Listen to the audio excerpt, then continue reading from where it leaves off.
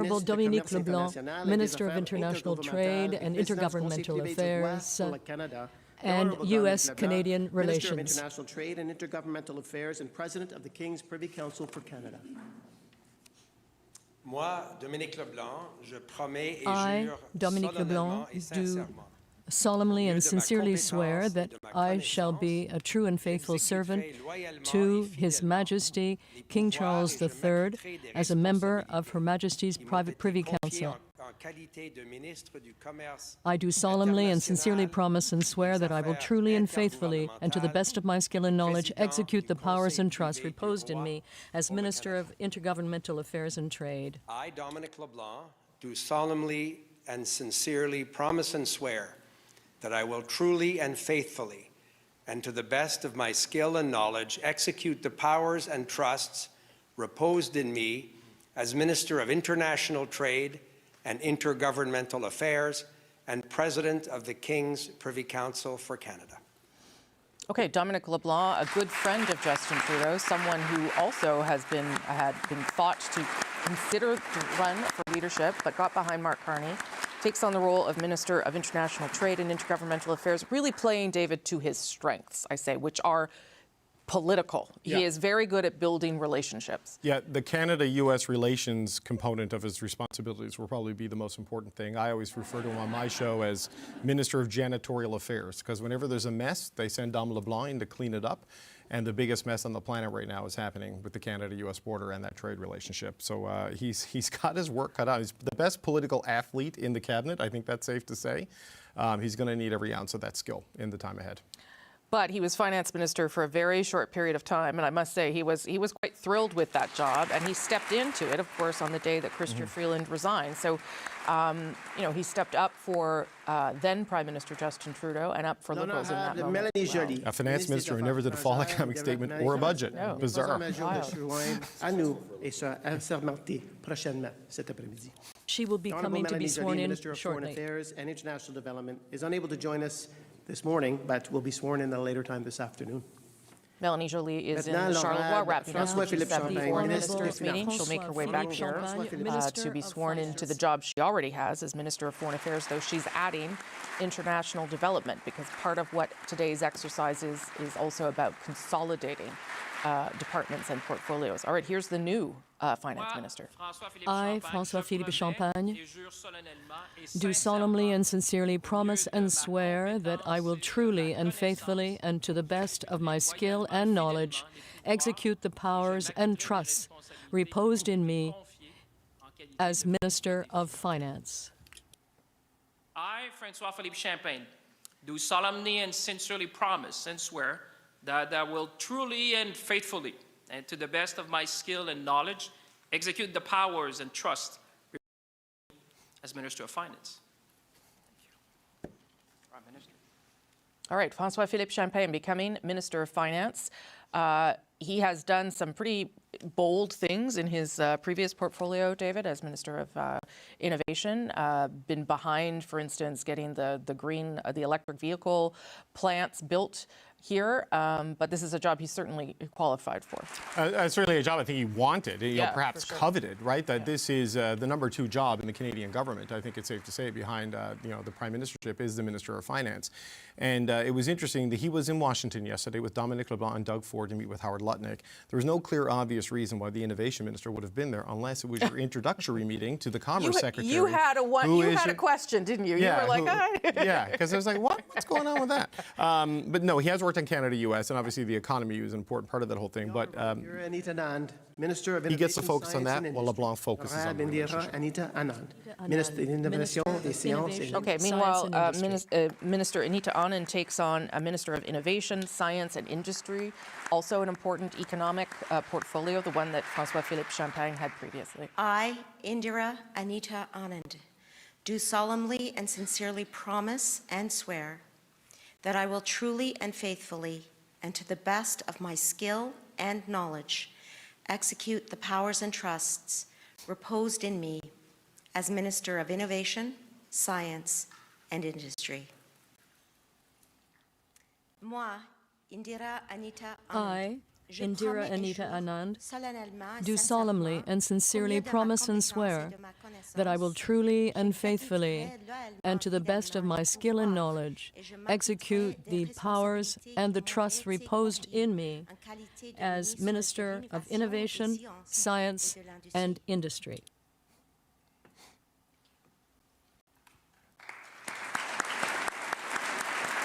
All right, Anita Anand, as you've been saying, David was not going to run and decided she would run.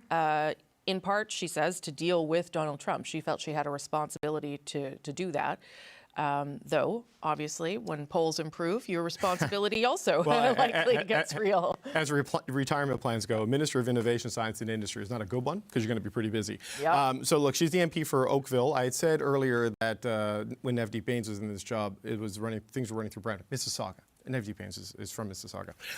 Did you get emails about that? I just wanted to correct it. I don't like making mistakes. But look, Anita Anand was elected in 2019. She now adds her biggest economic portfolio. She's been Minister of Defense, Minister of Procurement during the pandemic, President of the Treasury Board, and Minister of Transport. Yeah. She has had a lot of The portfolios. Honourable William Sterling Blair, Minister of National Defence. L'Honorable William Sterling Blair, Ministre de la Défense William nationale. Sterling Blair, Minister Minister of Blair is National being Defence. sworn in to the job that he already has, but this is technically how it has to go. So he is maintaining his portfolio as Minister of I, National William Sterling Blair, do solemnly and sincerely promise and swear that I will truly and faithfully, and to the best of my skill and knowledge, execute the powers and trusts reposed in me as Minister of National Defence.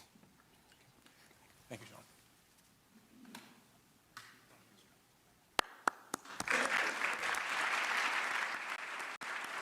This is also a remarkable event to watch because this cabinet will not last very long. If we are to believe what we are told and what Mark Carney is signaling, that an election is to come, perhaps as an election call, perhaps as early as April 23rd.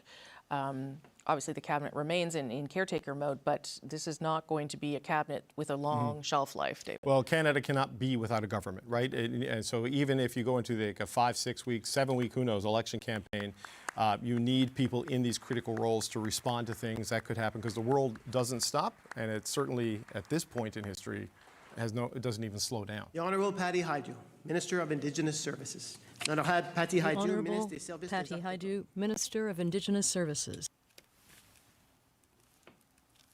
I, Patricia Hajdu, do solemnly and sincerely promise and declare that I will truly and faithfully, and to the best of my skill and knowledge, execute the powers and trusts reposed in me as Minister of Indigenous Services. I, Patricia Hajdu, do solemnly and sincerely promise and swear that I will truly and faithfully, and to the best of my skill and knowledge, execute the powers and trusts reposed in me as Minister of Indigenous Services. Okay, Patty Hajdu, one of the 11 women being sworn in today, an MP for Thunder Bay, Northern Ontario. It will be important during an election. But I will say, David, if you're looking at this today, you're not going to see, like so far, we don't have any new faces. So that speaks to the way the Conservatives are going to frame this, I think, a little bit. These are all ministers who were in Justin Trudeau's cabinet, now in Mark Carney's cabinet. Certainly in the senior roles. I mean, Bill Blair is in the same job. Patty Hajdu is in the same job. Jonathan Wilkinson, we believe, is next. I think either he stays. Well, it's out. We know yes, he is staying in his job as Minister of Energy and Natural Resources. So there is continuity in a lot of these key things. The changes are more kind of on the margins, or at least in the swapping of roles. Certainly, Dominic LeBlanc and Honourable Jonathan Champagne Wilkinson, switching. Minister of Energy and Natural Resources. The Honourable Jonathan Ministre de Wilkinson, l'Énergie et des Minister Ressources of naturelles. Energy and Natural Resources.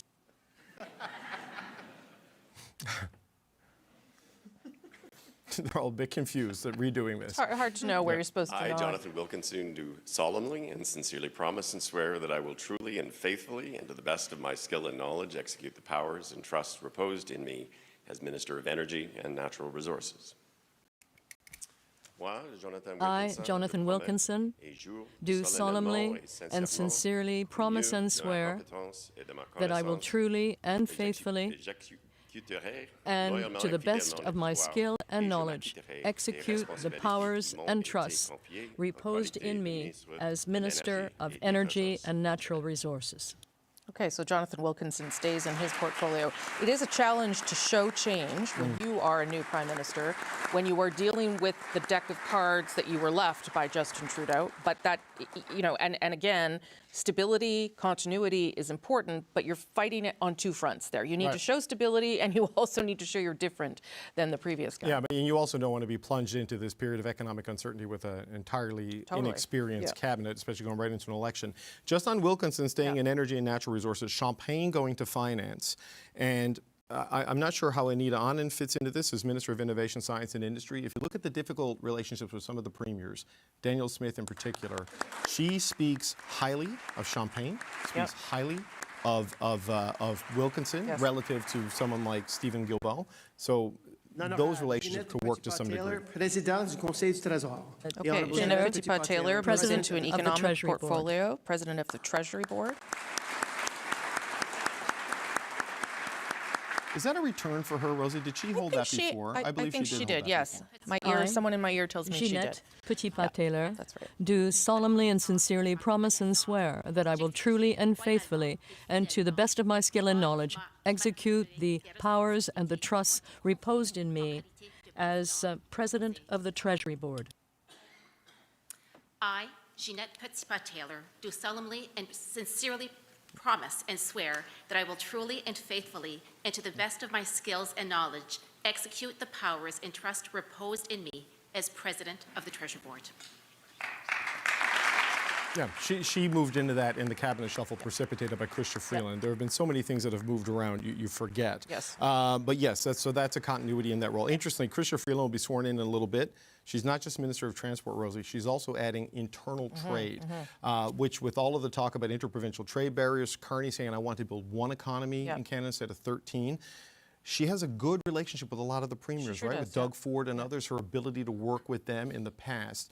So that will be helpful. It goes back to the earlier conversation of, you know, keeping her working behind the scenes on cutting regulatory red tape on interprovincial trade barriers is something that she has a propensity for, and relationships with some of the people at the first. Yeah, that would definitely play to her strengths. It also gets her involved, but doesn't put her in the crosshairs of Donald Trump. Minister of Culture and she won't really have Canadian any profile on identity. that part. But she'll be seen to be playing a role for the country, dealing with internal trade. I should tell you that our panelists are still here. We're also joined by senior writer Aaron Wary. We'll bring them in once we get through all this, but this is happening very quickly, so we'll just keep trucking along here and then get some further analysis.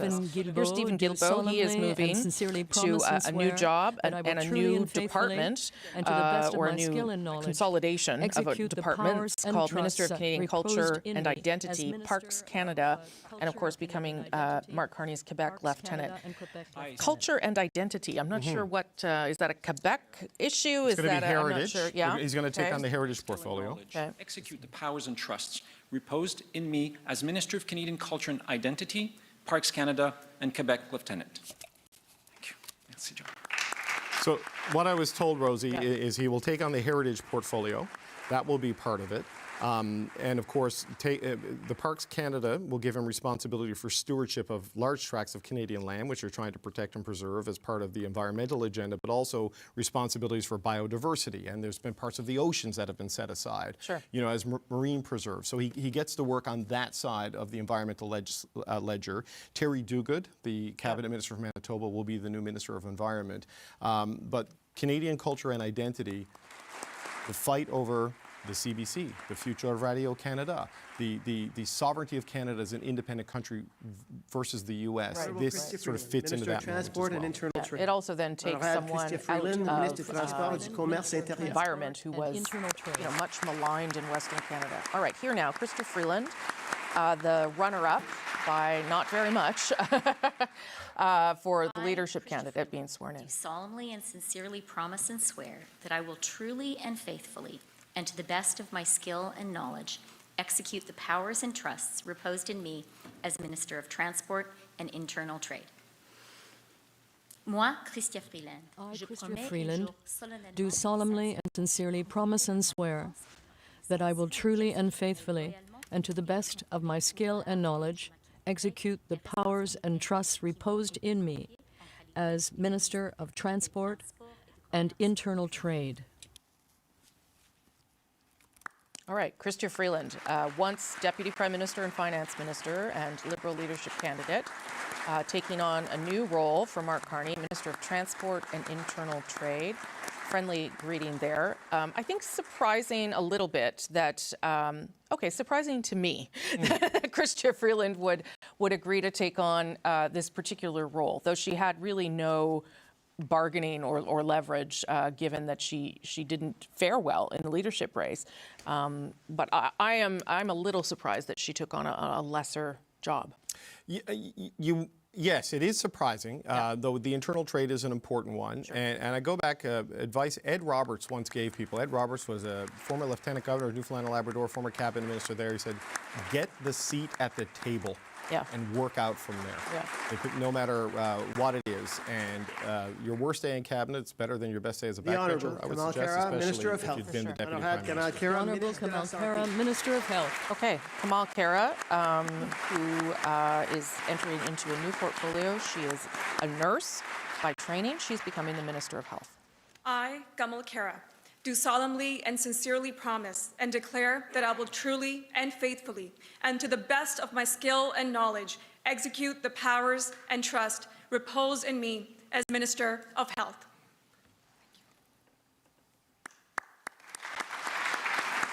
Kamal Khera, also a huge fundraiser for the Liberal Party of Canada, as well as being a very capable politician, but that is an important part of being in cabinet too. What can you bring to the table? And that's one of the things that she brings. Well, yeah, a nurse by background, did some work actually during the pandemic, some frontline nursing during the pandemic.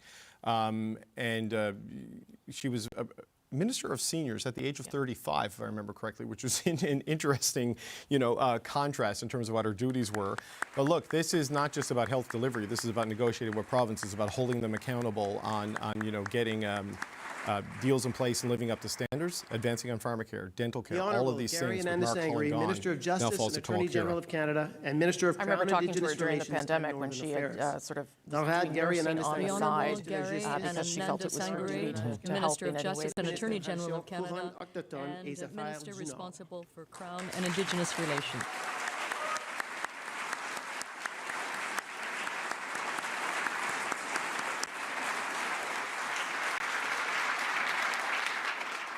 I, Gary Anand, do solemnly and sincerely promise and swear that I will truly and faithfully, and to the best of my skill and knowledge, execute the powers and trust reposed in me as Minister of Justice and Attorney General of Canada and Minister of Crown Indigenous Relations and Northern Affairs.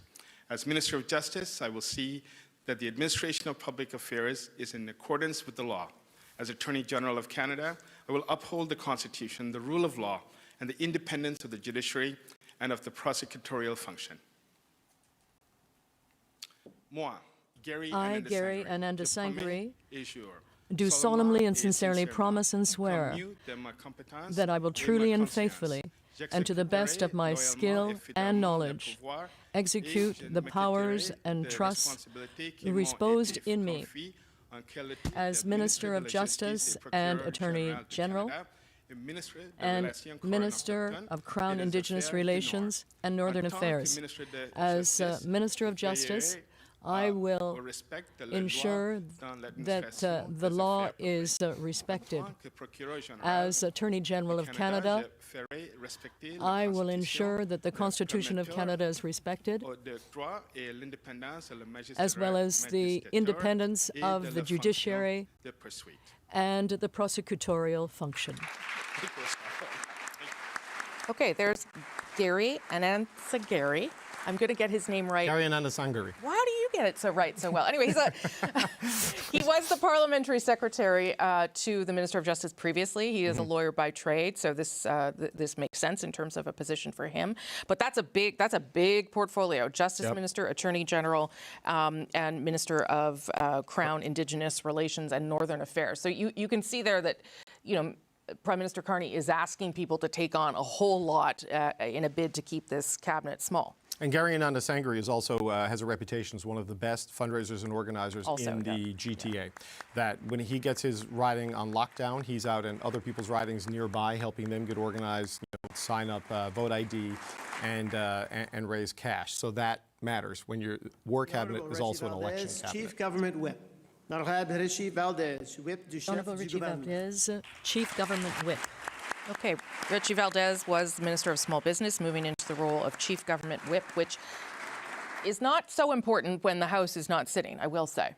Yeah, and it's not always a full cabinet post, Rosie, so this is an interesting choice. Do solemnly and sincerely promise and swear that I will truly and faithfully and to the best of my skill and knowledge execute the powers and trusts reposed in me as Chief Government Whip. Moi, Richie Valdez, I, Richie Valdez, do solemnly and sincerely promise and swear that I will truly and faithfully, and to the best of my skill and knowledge, execute the powers and the trusts reposed in me as Chief Government Whip. Richie Valdez, I remember the last time she was sworn in, which was the first time, she was also very emotional and feeling the weight of that moment. Yeah, she was small business minister then. Yeah, it's a good reminder that these are people, and they are feeling how important their jobs are for however long they have them. Well, yeah, look, it is a rare moment if she sees this moving to be the government whip at a time when Parliament is prorogued, unlikely to be dissolved. If she sees it as a demotion, there was nothing in that reaction to suggest that she sees it that way.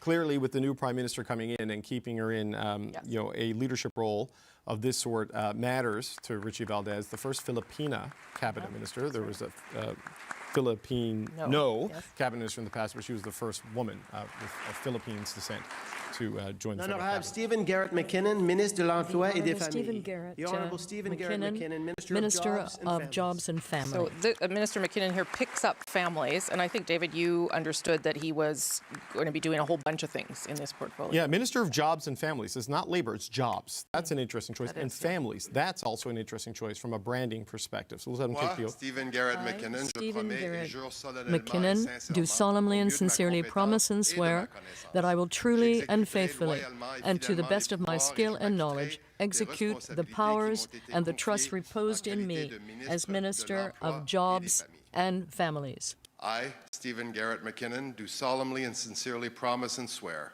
that I will truly and faithfully, and to the best of my skill and knowledge, execute the powers and trusts reposed in me as Minister of Jobs and Families. So, Rosie, on the conversation we were having earlier, there's no one from Prince Edward Island in this cabinet. Slight correction in the sense that Stephen McKinnon was born in Prince Edward Island. He has family in Prince Edward Island. Yes, his mom is there. I saw her when I was doing an event a few months ago, yeah. Worked politically in New Brunswick, but he represents a seat just across the river from where we're sitting in Quebec. So, you know, he is a Quebec cabinet minister even with those roots. Like Anita Anand has Nova Scotia roots. So there's East Coast representation there in abundance, but the seats they represent are in Quebec and in Ontario. You know, he has, Stephen McKinnon was also someone who's talked about, you know, maybe running for the leadership, but decided in the time he had available, he couldn't build a machine, couldn't get the money, so decided to sit it out, back to Mark Carney, and today you're seeing him being entrusted with the Minister of Jobs and Families. David Joseph McGuinty, Ministre de la Honorable Sécurité David publique Joseph et de la McGuinty, Protection civile. The Honorable Minister David of Joseph Public McGuinty, Safety. Minister of Public Safety and Emergency Preparedness. David McGuinty keeping his first cabinet job. This is the first time he's ever been in cabinet as Minister of Public Safety. He retains that position, given that he has also in a key function right now, given Donald Trump's threats. I, David Joseph McGuinty, do solemnly and sincerely promise and swear that I will truly and faithfully, and to the best of my skill and knowledge, execute the powers and trusts reposed in me as Minister of Public Safety and Emergency Preparedness.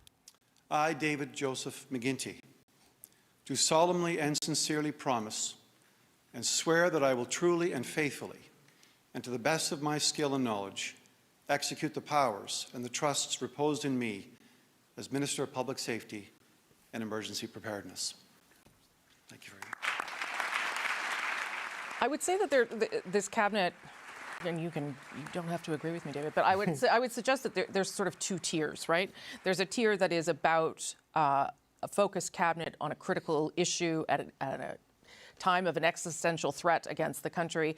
And then there's a part of the cabinet, and David McGuinty would be part of that first part of the cabinet that is there to either make sure some key people have jobs or deal with some portfolios that are of lesser importance in this particular moment anyway. But also, you know, the need to have continuity in a portfolio like this, when you're dealing with the border, you're dealing with fentanyl, you've appointed a fentanyl czar, David McGuinty.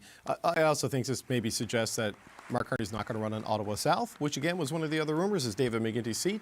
You know, you want him to maintain that relationship with Borders Are Home and keep the momentum on those issues there. And Climate Change. Now had Terry Duguid. Right, Terry Duguid, also interesting because he is, I believe, still campaign co-chair, although there's no other co-part, I don't think yet, because the other co-chair stepped down, but he becomes the Minister of the Environment and Climate Change. Yeah, he was Minister of Sport. Do solemnly and sincerely promise and swear that I will truly and faithfully, and to the best of my skill and knowledge, execute the powers and trusts reposed in me as Minister of Environment and Climate Change.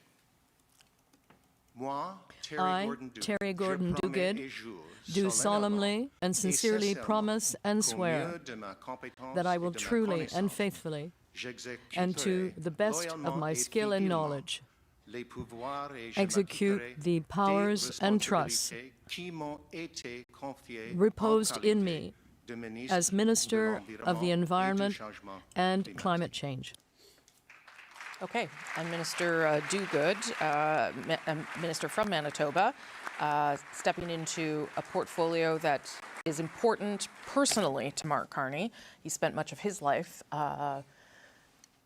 working on climate change files. Of course, again, this is a what we are calling really a transition cabinet. So how much Minister Duguid gets to do on this file, I don't know. Well, it's interesting, too, though. You look at Minister Duguid, Manitoba, your home province, Jonathan Wilkinson, British Columbia, 2 cabinet ministers west of Thunder Bay. Yeah. Right? This is the regional, there are 2 ministers in New Brunswick. Dominic, LeBlanc, and Ginette Petitpas. There are 2 ministers for all of Western Canada, even with 2 seats in Alberta, though challenges around both, and multiple seats in British Columbia, though with people not seeking re-election. Yeah. Just a similar situation in Manitoba, too, right? Smith, Minister of Housing, Infrastructure and Communities. The Honourable Nathaniel Erskine Smith, Minister of Housing, Infrastructure. So I believe that, so this is some additional pieces, I believe, for Nate Erskine-Smith. Communities and infrastructure, I don't think he had that before. Maybe I'm wrong. No, he had housing, infrastructure, and communities. He basically, they swapped out Sean Fraser for him. Sean Fraser decided he was leaving. Promise and declare that I will truly and faithfully, and to the best of my skill and knowledge, execute the powers and trusts reposed in me as Minister of Housing, Infrastructure, and Communities.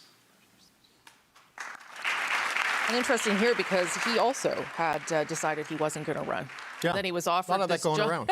Yeah. He was offered the job by Justin Trudeau, decided he would do it because he is quite passionate about the issue of housing and thought he could make a difference. And he did get some stuff done very quickly in the dying days of that government. But staying in this role with Prime Minister Carney. And what's interesting to watch with Nate Erskine-Smith, Rosie, is he had decided not to run and was going to leave federal politics. He was enticed with the cabinet post to stay on, and then an Ontario election happened. He came second to Bonnie Crombie in the leadership for the Ontario Liberal Party. She didn't do as great as people hoped. She'll have a leadership review.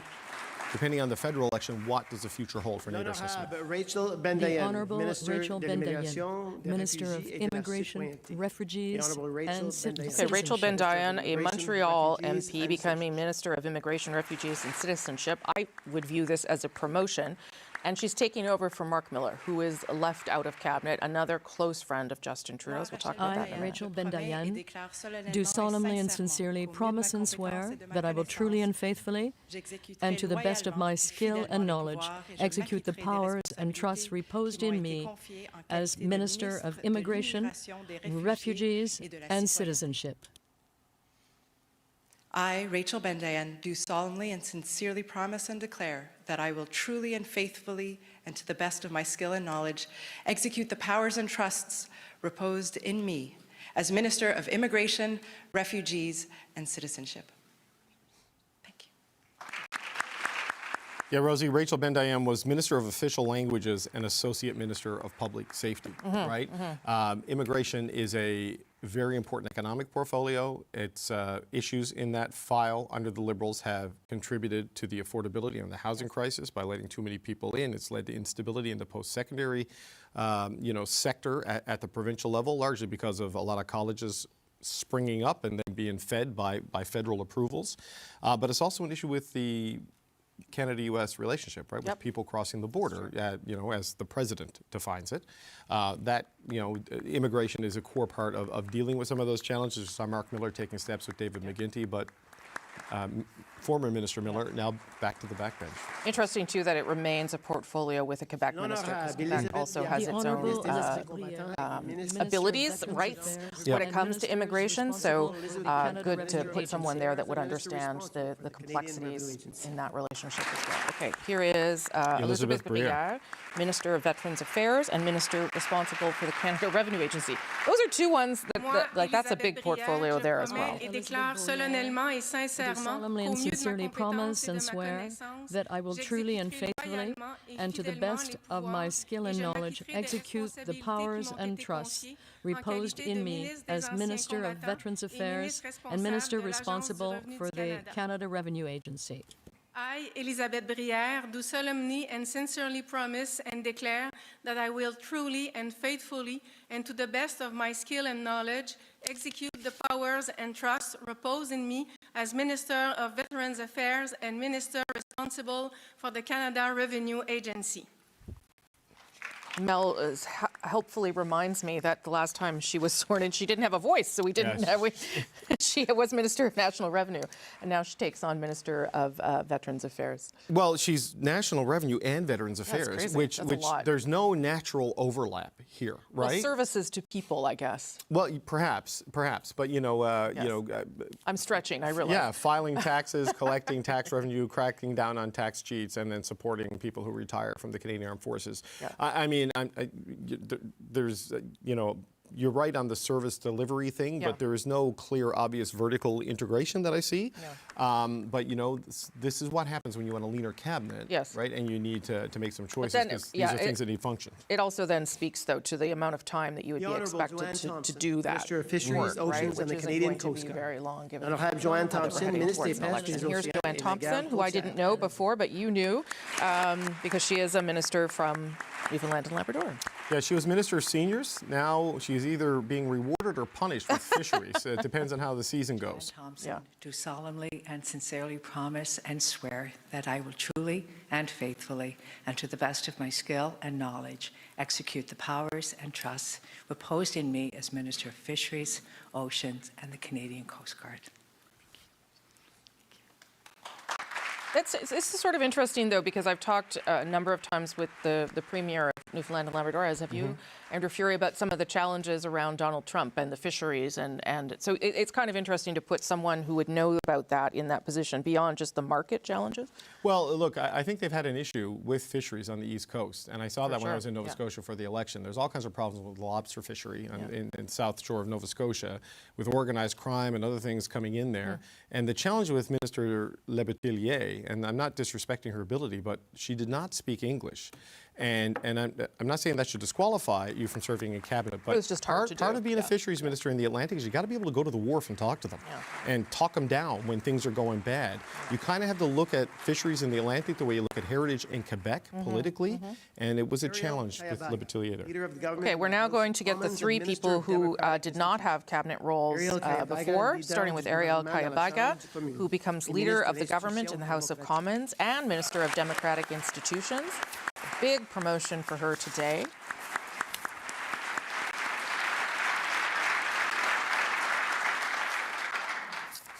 I, Ariel Kayabaga, do swear that I will be faithful and bear true allegiance to His Majesty King Charles III, King of Canada, his heirs and successors. I, Ariel Kayabaga, do swear that I will be faithful and bear true allegiance to His Majesty King Charles III, King of Canada, his heirs and successors. I, Ariel Kayabaga, do solemnly and sincerely swear that I shall be a true and faithful servant to His Majesty King Charles III as a member of His Majesty Private Council for Canada, and I will in all things be treated, debated, and resolved in Privy counsel faithfully, honestly, and I truly declare my mind and opinion. I shall keep secret all matters committed and revealed to me in this capacity, or that I shall be secretly treated in council. Generally, in all things, I shall be a faithful and true servant out to do for His Majesty. I, Ariel Kayabaga, do solemnly and sincerely swear that I shall be a true and faithful servant to His Majesty King Charles III as a member of His Majesty's Privy Council for Canada. I will in all things be treated, debated, and resolved in Privy Council, faithfully, honestly, and truly declare my mind and my opinion. I shall keep secret all matters committed and revealed to me in this capacity, or that shall be secretly treated of in Council. Generally, in all things, I shall do as a faithful and true servant ought to do for His Majesty. I, Ariel Kayabaga, do solemnly and sincerely promise and swear that I will truly and faithfully and to the best of my skill and knowledge execute the powers and trusts reposed in me as the Leader of Government in the House of Commons and a Minister of Democratic Institutions. I, Ariel Kayabaga, do solemnly and sincerely promise and swear that I will truly and faithfully, and to the best of my skill and knowledge, execute the powers and trusts reposed in me as Minister of the Leader of the Government in the House of Commons and Minister of Democratic Institutions. All right, when you are new to cabinet, you have to do a whole bunch of oaths, and so that's what Ariel Kayabaga did there. She's 34, and she's a refugee. She came to this country as a refugee when she was young, fleeing the civil war in Burundi. Yeah, she's a London West MP. She was elected in 2021. She had political experience before that, having been elected to London City Council at age 27. As I say, that's not so long ago, considering it's only 7 years ago. Now she's a federal cabinet minister. She is the government leader in the House at a time when the House is prorogued and we're going to be going to an election. So it's unclear exactly how that's going to function and whether that endures beyond, whatever happens in the election, and should Mark Carney and his party win. But she was the first black woman to get elected to London City Council at 27, and now joining the federal cabinet. Was a supporter of Mark Carney's, which isn't very surprising given most of caucus supported Mark Carney, but something to note as well. Next person up, same age, Greg McEachern tells me. Cody Blois, Minister of Agriculture. Rural Economic Development. Cody Blois, Minister also 34, strong voice for the Atlantic region, and coming into cabinet for the first time himself. Lots of cheering there from maybe his family's there to applaud him on. We'll see. I, Cody Douglas Blois, do swear that I will be faithful and bear true allegiance to His Majesty King Charles III, King of Canada, his heirs and successors. I, Cody Blois, do solemnly and sincerely swear that I shall be a true and faithful servant to His Majesty King Charles III as a member of His Majesty's Privy Council for Canada. I will in all things be treated, debated, and resolved in Privy Council, faithfully, honestly, and truly declare my mind and my opinion. I shall keep secret all matters committed and revealed to me in this capacity, or that shall be secretly treated of in council. Generally, in all things, I shall do as a faithful and true servant ought to do for His Majesty. I, Cody Douglas Blois, do solemnly and sincerely promise and swear that I will truly and faithfully and to the best of my skill and knowledge execute the powers and trust reposed in me as Minister of Agriculture and Agri-Food and Rural Economic Development. All right. Cody Blois coming into cabinet for the first time. What message does that send, do you think, David? Well, it's interesting with Cody Blois. He was a former chair of the Atlantic Caucus and was tasked with the duty of writing the letters on behalf of the Atlantic MPs who were the early adopters on the Trudeau Must Go movement inside the Liberal Party. He's also one of the carbon tax skeptics, I would say. The carve-out for home heating oil, which was a national carve-out, was fueled primarily by the distaste for it in the Atlantic provinces. And those MPs were core in driving it, and Cody Blois was front and center on that. He also was the only Liberal MP to support an opposition motion on Bill C-234, which sought to amend the Carbon Tax Act to exempt natural gas and propane used by farmers to dry grain and heat burns. So he has been against a lot of the core components of the Trudeau carbon policy that are more in alignment now as the agriculture minister with the Carney carbon policy. I'm just going to note another style thing here, if we can, as we're considering the new Prime Minister. The former Prime Minister would have hugged every one of those people. Mark Carney, it's a handshake. You stand beside me. I'm not throwing my arm around you. This is business, and let's get on with it.